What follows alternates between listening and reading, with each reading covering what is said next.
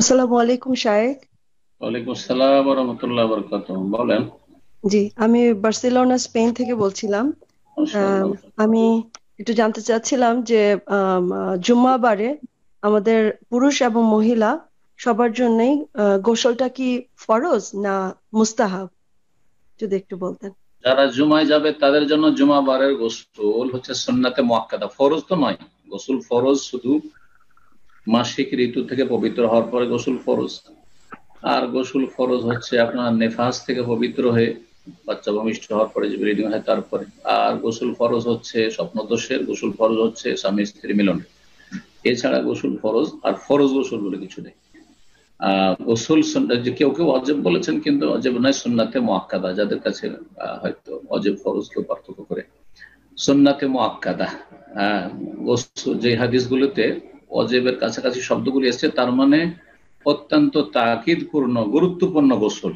যে গোসল ইয়াউমিল জুমআতি ওয়াজিবুন আলা কুল্লি মুহতালিম, এই ওয়াজিবুন এই মুতাহাত্তিমুন, আবশ্যক। সুন্নাত মানে সুন্নাতে মুআক্কাদা, যে সুন্নতের তাকিদ করা হয়েছে। কারণ অন্য হাদিস এর বিপরীত রয়েছে যে গোসল করলে ভালো। হ্যাঁ, মানে তাসায়ামুল জুমাতে ফাবিহা ওয়া নি'ম, যে ব্যক্তি গোসল করলো জুমার দিনে তো ভালোই কাজ করলো। তো বোঝা গেল যে গোসল করা ওয়াজিব নয় জুমার দিনে। তবে এই গোসল কার জন্য? যেই ব্যক্তি জুমা মসজিদে আসবে। সুতরাং নাবালকদের জন্য নয়, কারণ তাদের জুমায় ফরজ নেই। মহিলাদের জন্য নয়, কারণ তাদের জুমা ফরজ নেই। তবে যদি বোনেরা কেউ জুমা মসজিদে আসেন, তাহলে তখন বলবো যে হ্যাঁ, জুমা মসজিদ যেহেতু আসছেন আর অনেকের সমাগম হবে, আপনার শরীর থেকে যেন কেউ কষ্ট না পায় দুর্গন্ধে, আহ, সুতরাং গোসল করে পরিষ্কার পরিচ্ছন্ন হয়ে আসবেন, তখন আপনি ওই হুকুমের আওতাভুক্ত হবেন। জি। আসসালামু আলাইকুম রহমতুল্লাহ। ওয়ালাইকুম আসসালাম রহমতুল্লাহ বরকাত। জি বলেন। আজকে একটা একটা প্রশ্ন হচ্ছে যে জামান এক কোথেকে? ভাই তার রিলেটিভ কে তার একটা প্রপার্টি দান করছিল, দান সত্ত্বে ছিল, কিন্তু পরিচয় কিছু দিন। শর্ত সাপেক্ষে। কোথা থেকে বলছেন? আমি বাফেলো নিউ ইয়র্ক থেকে বলছিলাম শেখ। প্রথম বলে দিবেন। জি স্যার, ভুলে গেছি।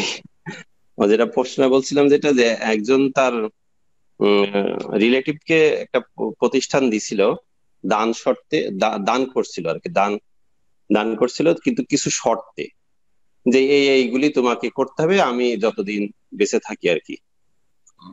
তো সেই শর্তের ভিতরে কিছুটা সে শর্ত আহ, এখন আর রাখতেছে না, এবং শুধু রাখতেছে না, তাকে অপমান অপদস্থ করতেছে। এক পর্যায়ে এখন আইনের আশ্রয় নিতে হয়েছে, এরকম অবস্থা আর কি। যে সে এখন তার প্রপার্টিটা সেই দান সত্ত্বে দিলে তো ঘুরাই নিতে পারে, এখন সে ঘুরাই দিতে চায়।